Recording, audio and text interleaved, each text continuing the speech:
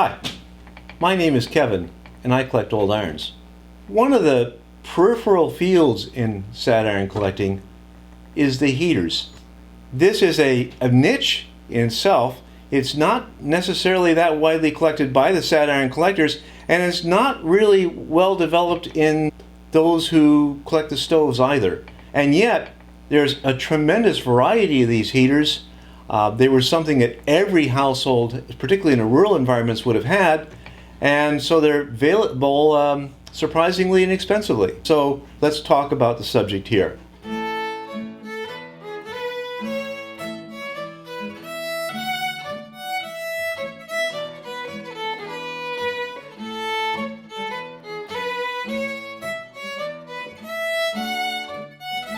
We need to remind ourselves that in the house of the late 1800s, early 1900s, the center of activities for the women's side of the family was the stove. And we're talking here about wood stoves, such as this one right here. And many of the rural houses probably did not have a secondary stove. This was it. And this environment was a very busy place, used for cooking, of course. And we need to understand too that that was cooked on this stove was cooked pretty much 24/7, which is to say that, well, we have leftovers now. They didn't have leftovers then in the same way that we have it now. There was no refrigerator. There was an ice box, but that was used for dairy products, milk and butter and so forth, and that was rather small. For what we would call leftovers, they were in a pot on the stove, and that pot of stew was used for a week. You might have it on low during the off hours. Then you'd crank up the wood a little more and put some more vegetables and meat in there as mealtime approached, and constantly renew this the entire week long. So you have a lot of cooking going on in the stove. But the stove is also your source of heat for the irons. And again, in the rural areas, the flat and detachable handle irons were very much in style. Into the 1950s, they were still marketed in sizable numbers. They were simple, they were convenient, the heat was already there, so when you're doing your ironing, you're heating the irons from the stove. But that stove is a very cluttered environment now, and so there were a variety of devices to more efficiently be able to use that space for cooking and ironing. To start, the pyramid heaters are very common. This is a very simple one with able to accommodate 3 irons, and what you would do is either put this on top of the stove, or you could lift out the lid cover and set it within that space. These things very seldom have any markings to them at all. They were made by every foundry, probably every stove company. They were just something made for a little bit of extra money, but there was no need to showcase the company's name. The company had better products. I would say that if you wanted to focus on this group, you could probably have well over 100 varieties of a sense from different manufacturers and so forth. Very, very common. Values $50 maybe. And for me, this is the only one of the simple pyramid heaters I have. Just to represent the group, because much of my attention has been on the more elaborate ones. And let's take a look at a couple of these. This one has an enclosed area to keep some of the heat in. This is the L&L company from New York. Again, it handles 3 sad irons, each fit into the slots here, and again it would sit within the space previously occupied by the lid on the top of the stove. And while we're at it, we can take a look at another one. Give myself a little bit of space here. This one, put this aside.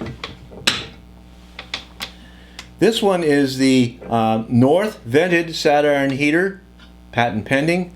It has space for 4 irons. Again, a round bottom that you can insert in the lid that you have in the top of your stove. It has vents on the top, and there are a variety of different examples of these. The more elaborate ones are a bit more uncommon, and values in the $100 plus. Let's now look at some devices that would have the irons flat on the top of the stove and fully enclosed, which would keep the heat much better. These things are very noisy, I gotta warn you.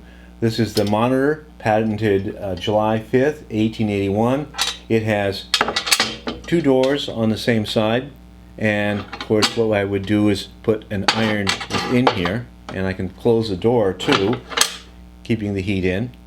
And these are quite common, many different types. Of all the types that I've seen, I think I can say this is the only one that I've actually seen much in the way of markings and patent dates and so forth. I do have another one here to show off. This one has no markings. It does have some nice ornamentation along the bottom. By and large, all of these have a simple wire handle. If you are looking to pick up one or more of these for your collection, things to watch out for: make sure the handle's in place, make sure that it is original, or at least a period copy. And on the bottom, be very careful. These things can be cracked or can be missing a part, and you should inquire about that. Be very wary about buying something on eBay that way. Shipping is also important, so finding these things in a yard sale or an antique shop is the best way. You don't, again, were very common once upon a time, but they weren't necessarily preserved.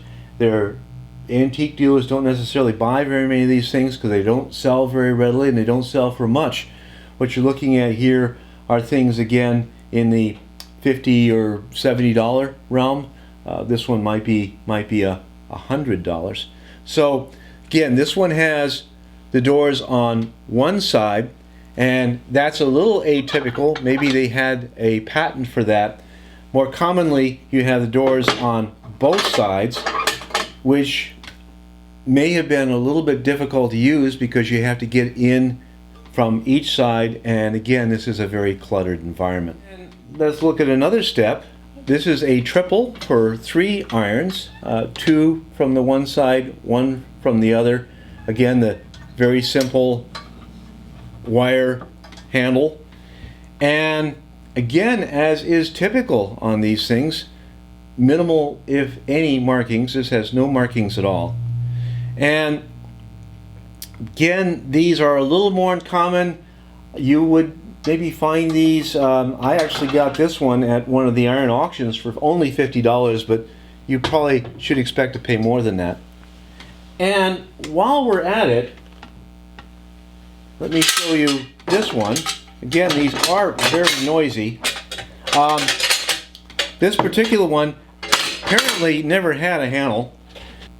I want to show you this one. It is not exactly appropriate for all the rest. If you look at the bottom, you'll see that the bottom is rectangular rather than round.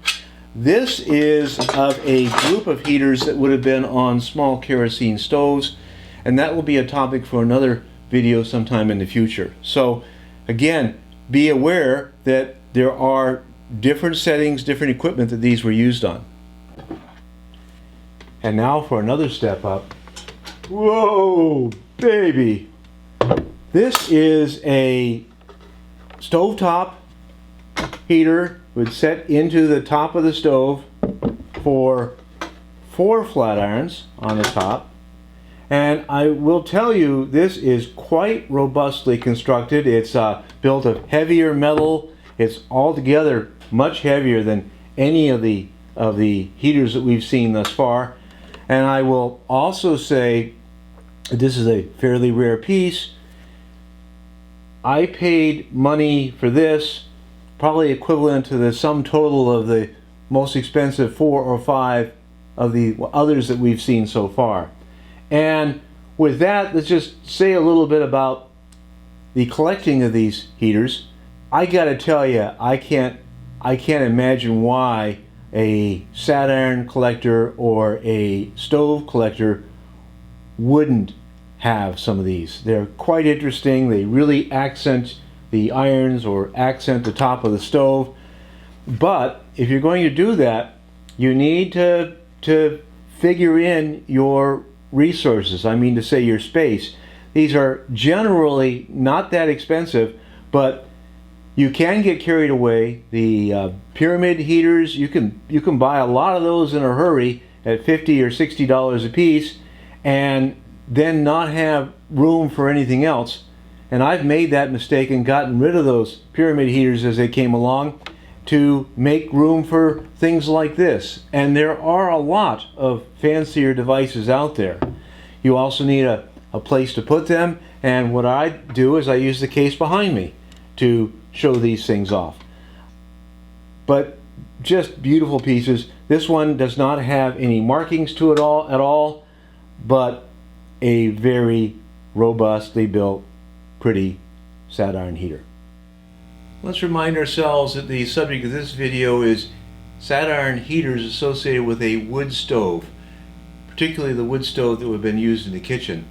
With time, and where the house was large enough and the owners had the resources, people went to auxiliary stoves. And I'll just show you here a kerosene stove. We will again have a video later on about the various heaters associated with that. But let me just show you the heater here, the heating device here. This is a flat surface. They come in various shapes, sometimes the shapes of skillets and so forth. And they are advertised as being a sat iron heater. I don't collect these. Again, my focus is things that are explicitly designed for the flat iron in the flat iron or sat iron shape. So I just wanted to show you this and show you the kerosene heater. We will talk more about those devices at another time. But let's take a look at this heating device here. This device is designed to be inserted into the stove. Again, this being the stove top right here. This is the Centennial Heater, patented 1876, that of course being the country's centennial.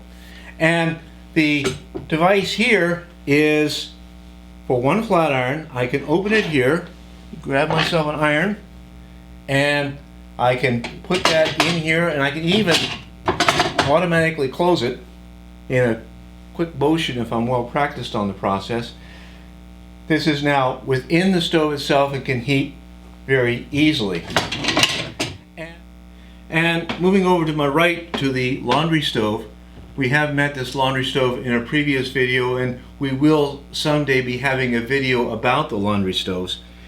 But I have here in this laundry stove 2 more of these heaters that are set within the stove themselves. This is a Dudley heater. Very easily I can open this up and it closes behind my iron using a single hand. Patented 1875.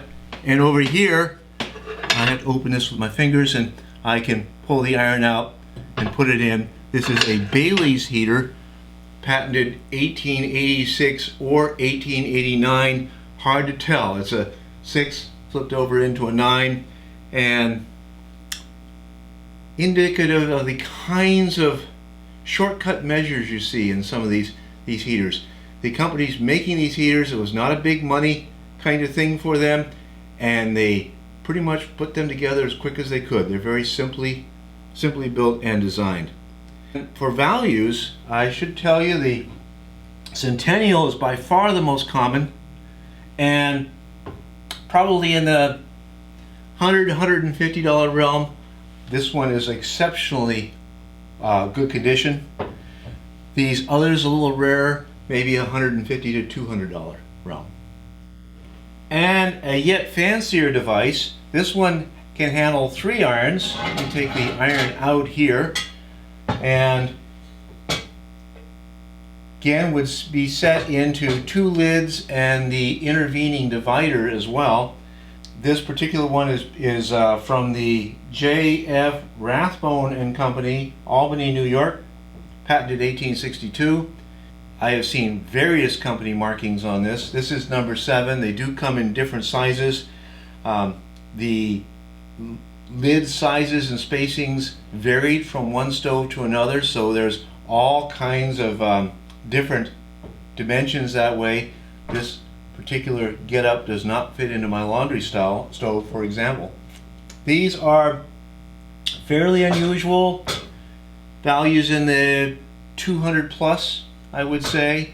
And let me show you one last piece here. This is not exactly necessarily a stovetop device. You could bolt it into a bench or something like that, or you could put this in the back of your stove, and this would be used for a trivet. Again, there are various versions, and I have seen pictures of some of these that have been adapted to a gas burner as well. And with that, we have taken a look at some of the various heating devices, again generally associated with the wood burning stove in the kitchen. I thank you for your time, and I look forward to being able to talk to you again in future videos.